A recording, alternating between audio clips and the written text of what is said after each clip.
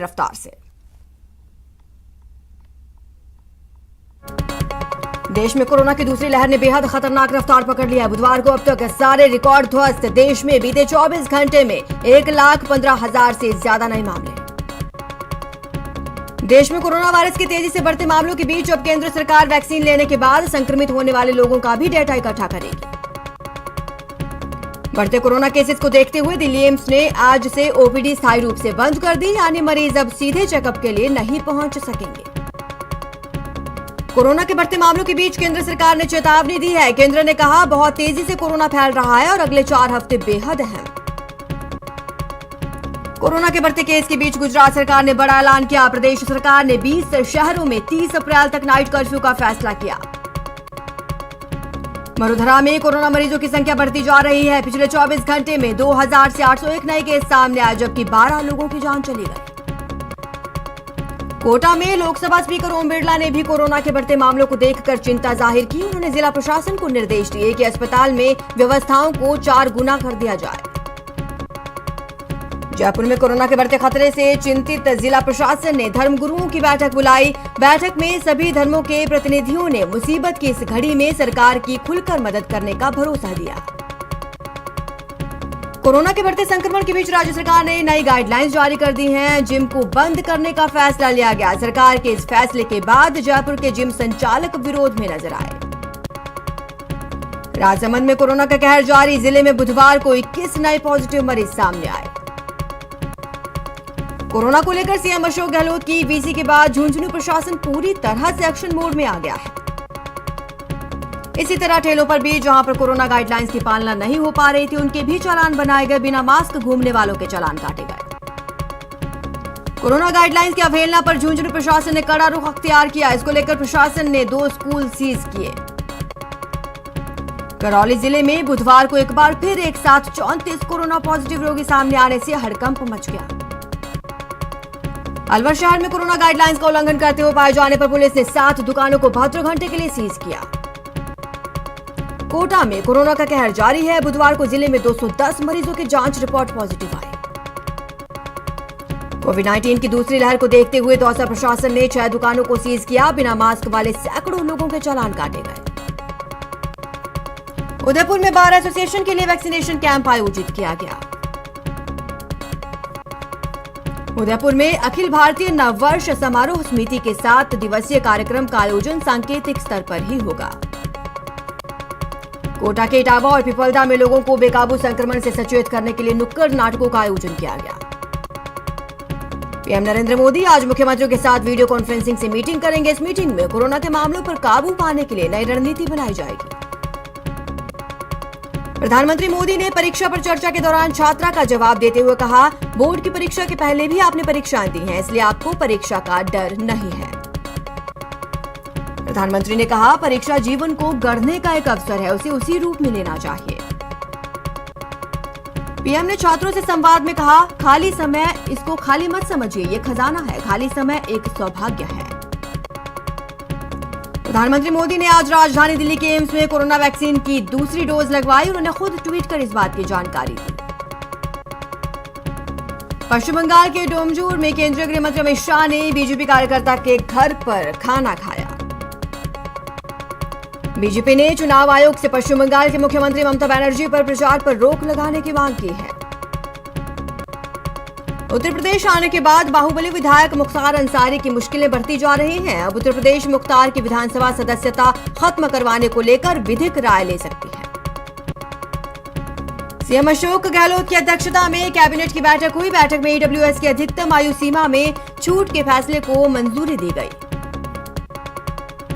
मुख्यमंत्री गहलोत की अध्यक्षता में मुख्यमंत्री निवास पर चिरंजीवी योजनाओं को लेकर समीक्षा बैठक हुई, जिसमें योजना को लेकर आमजन को बड़ी राहत दी गई। बैठक में सीएम ने अधिकारियों को निर्देश दिए हैं कि एक भी व्यक्ति योजना के लाभ से वंचित न रहे। सीएम ने कहा, इस योजना में प्रदेशवासियों के स्वास्थ्य के लिए 3,500 करोड़ रुपए राज्य सरकार वहन करेगी।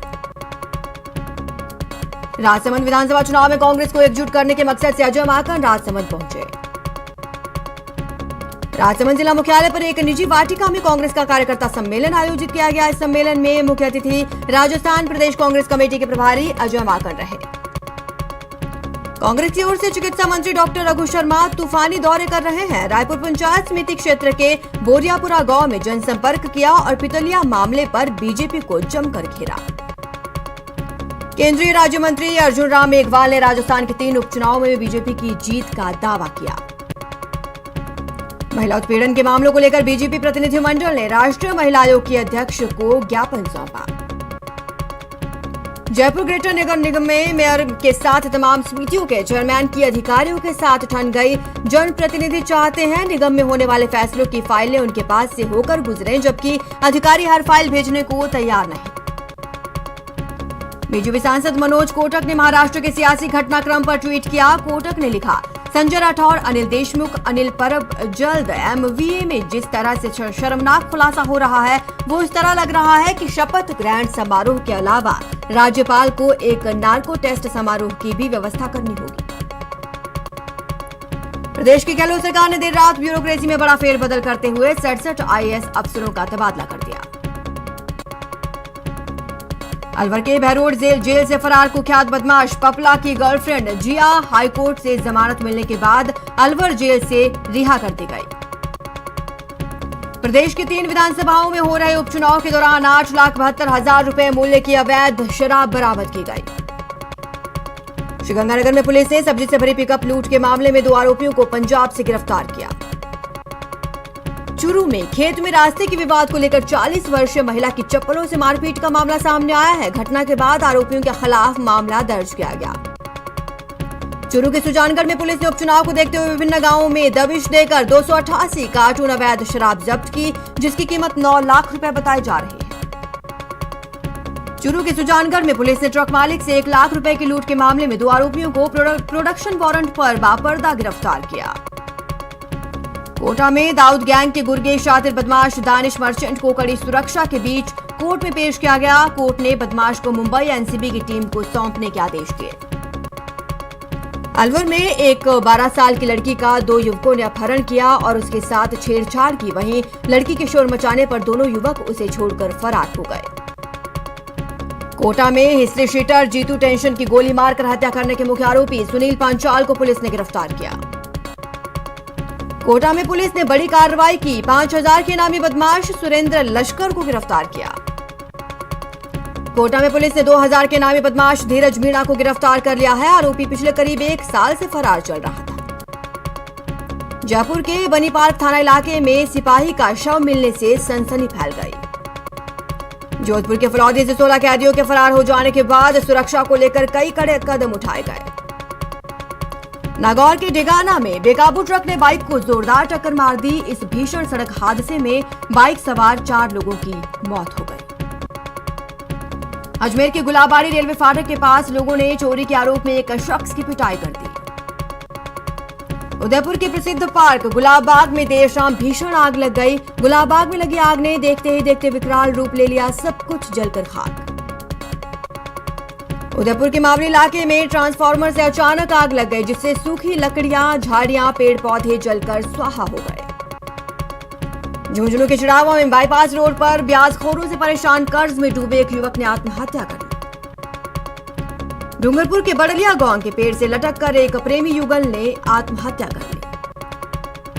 झालावाड़ के पनवार में महिला गैंगरेप का मामला सामने आया है। महिला 3 बदमाशों के खिलाफ मामला दर्ज करवा चुकी है। भरतपुर में बीमार भाई को देखने मायके आ रही विवाहिता से सामूहिक दुष्कर्म का मामला सामने आया। अजमेर पॉस्को कोर्ट ने नाबालिग के साथ दुष्कर्म मामले में दोषी को उम्र कैद की सजा सुनाई, साथ ही 65,000 का जुर्माना लगाया। डूंगरपुर पुलिस ने धुलंडी के दिन युवक की हत्या के मामले में एक आरोपी को गिरफ्तार किया है। पाली पुलिस ने एक वाहन चोर गिरोह का पर्दाफाश करते हुए 2 आरोपियों को गिरफ्तार किया, साथ ही आरोपियों के कब्जे से 4 मोटरसाइकिल भी बरामद की। प्रतापगढ़ पुलिस ने वाहन चोर गिरोह का पर्दाफाश कर 2 आरोपियों को गिरफ्तार किया। चोरी की 12 बाइक्स बरामद की गई। कोटा के जुवेनाइल होम में बाल अपचारियों के 2 गुटों में संघर्ष हो गया, जिसमें कुछ बाल अपचारी चोटिल हो गए। झुंझुनू पुलिस ने अवैध रूप से लाई गई विस्फोटक सामग्री जब्त की। पुलिस को देख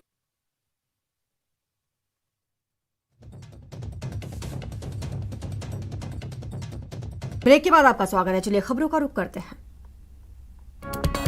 झुंझुनू पुलिस ने अवैध रूप से लाई गई विस्फोटक सामग्री जब्त की। पुलिस को देखकर ब्लास्टिंग में लगे लोग मौके से फरार हो गए।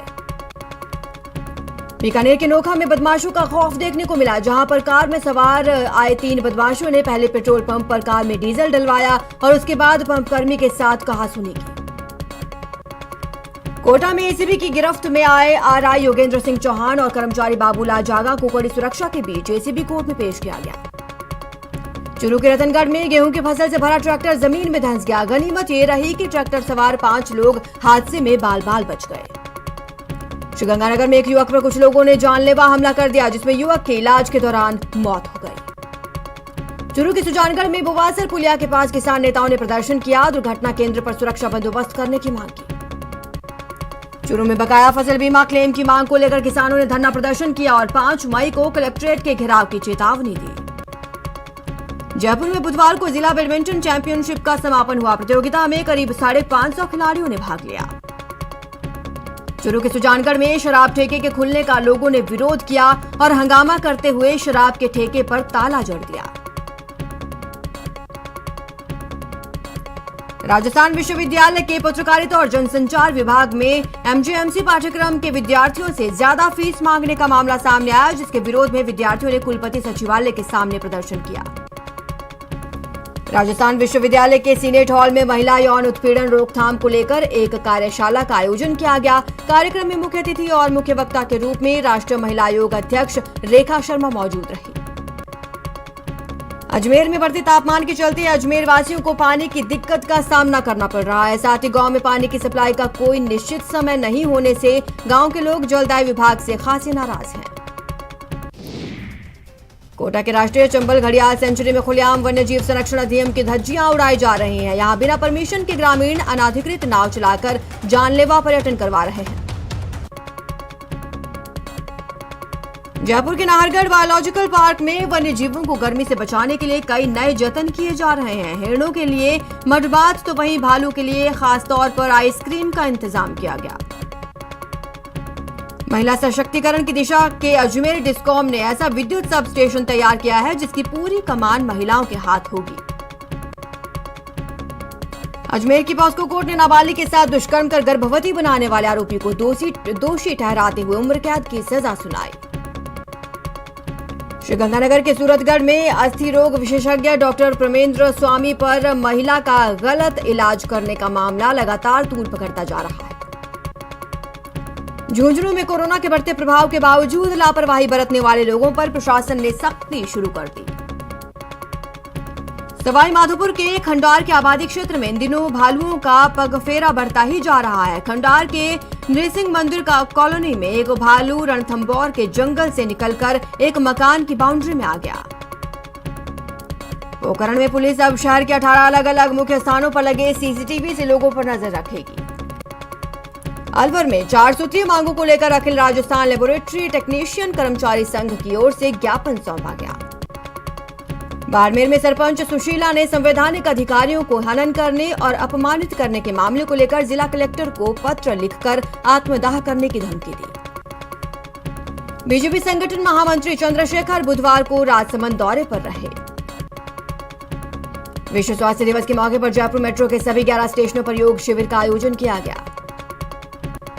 तीनों विधानसभा क्षेत्रों में वोटर स्लिप का घर घर जाकर वितरण 5 अप्रैल से प्रारंभ कर दिया गया, जो कि 10 अप्रैल तक चलेगा। अल्पसंख्यक मामलात मंत्री शाले मोहम्मद ने मदरसा भवन मीटिंग हॉल में विभागीय समीक्षा की। उदयपुर में मावली इलाके के फलीचड़ा खेड़ी में मकान में आग लग गई। इसमें 3 भैंसे और घर में रखा सामान जलकर राख हो गए। श्रीगंगानगर में देर शाम अधड़ में मकान का टीन शेड उड़ गया। बिजली पोल और 2 दीवारें भी गिरी। बारां जिले में बुधवार को धूल भरी हवाएं चलने लगी। इस दौरान पूरा शहर धूल के गुबार सा नजर आ रहा था। दौसा में 6 दिन बाद भी पुजारी का अंतिम संस्कार नहीं हुआ। यहां कई दिन से धरना जारी है और मांगों पर सहमति नहीं है। दौसा के महुआ में पुजारी शंभू शर्मा की मौत के मामले में बांदीकुई में भी बेमियादी धरना शुरू हुआ। जयपुर में रोडवेज के रिटायर्ड कर्मचारी भी 3 दिन से धरने पर बैठे हुए हैं। ख्वाजा गरीब नवाज दरगाह कमेटी अजमेर के कर्मचारियों ने अपनी लंबित मांगों को लेकर काली पट्टी बांधकर दरगाह कमेटी के खिलाफ प्रदर्शन किया। भरतपुर शहर में शराब के ठेके को लेकर महिलाएं लगातार प्रदर्शन कर रही हैं। इन्होंने कई बार जिला कलेक्ट्रेट पहुंचकर कलेक्टर को ज्ञापन भी सौंपा है। श्रीगंगानगर जिले के रावला कस्बे में 20 दिन पहले मिले महिला के शव की गुत्थी पुलिस अब तक नहीं सुलझा पाई है।